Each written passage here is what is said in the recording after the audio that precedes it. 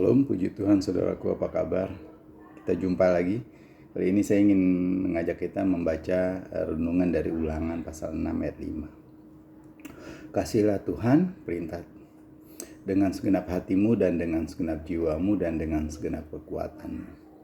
Ini disampaikan Musa kepada bangsa Israel. Bapak Ibu Saudara yang dikasihi Tuhan, sejak kecil kita diajarkan untuk menunjukkan rasa kasih kita, kasih kepada orang tua, kasih kepada sesama, kasih kepada teman sebaya, kasih kepada kakak, adik, seluruh keluarga atau orang-orang di sekitar kita, bahkan mengasihi binatang peliharaan misalnya.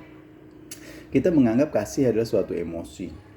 Kasih adalah sesuatu yang berhubungan dengan perasaan lembut, perasaan untuk melakukan tindakan-tindakan positif.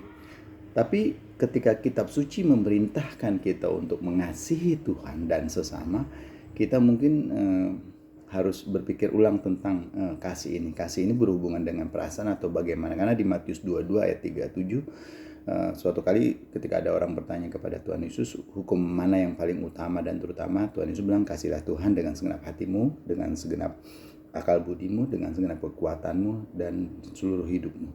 Dan yang lebih penting, yang kedua dari itu adalah kasih sesama manusia seperti dirimu sendiri. Nah, perasaan memang bukan sesuatu yang bisa diperintah Bapak Ibu. Kalau kasih yang kita mengerti berhubungan dengan emosi, dengan perasaan, maka sulit bagi kita untuk melakukan apa yang Tuhan perintahkan. Seorang ibu bisa saja memaksa anaknya untuk makan bayam karena ibunya mengasihi. Tapi itu bukan kasih sebenarnya. Mengasihi berarti kita memilih untuk bersabar dengan orang itu. Mengasihi berarti kita memilih untuk murah hati.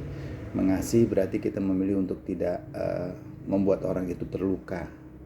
Mengasihi berarti melakukan sesuatu yang terbaik, memikirkan yang terbaik dan melakukan yang terbaik untuk orang yang kita pikir kita bisa kasih. Kita tidak dapat mengasihi orang lain walaupun kita mungkin tidak menyukai mereka.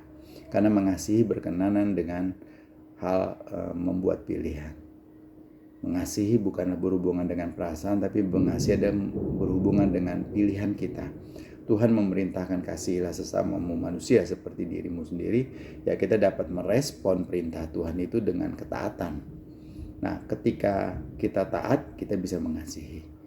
Namun Tuhan juga akan memampukan kita dengan rohnya. Bapak Ibu Saudara yang dikasihi Tuhan, mengasihi sekali lagi tidak ada hubungannya dengan perasaan kita. Mengasihi juga bukan karena keinginan dan kemauan kita, tapi mengasihi karena perintah Tuhan.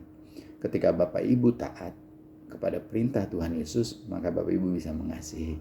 Orang yang tidak taat kepada Tuhan tidak akan bisa mengasihi. Seandainya pun dia bisa mengasihi, itu kasih yang lebih berhubungan dengan emosi dan perasaan, hubungan suka dan tidak suka.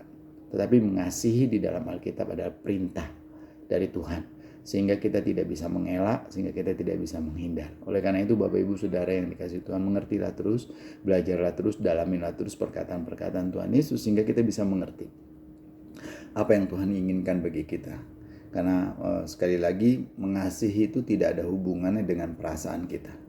Mengasihi itu hubungannya dengan ketaatan kita kepada perintah Tuhan. Mengasihi orang lain membutuhkan hati yang mau taat kepada Tuhan.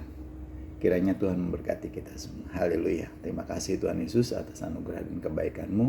Kami bersyukur firman-Mu mengingatkan kami kembali bahwa mengasihi sama kami dan mengasihi Engkau adalah perintah.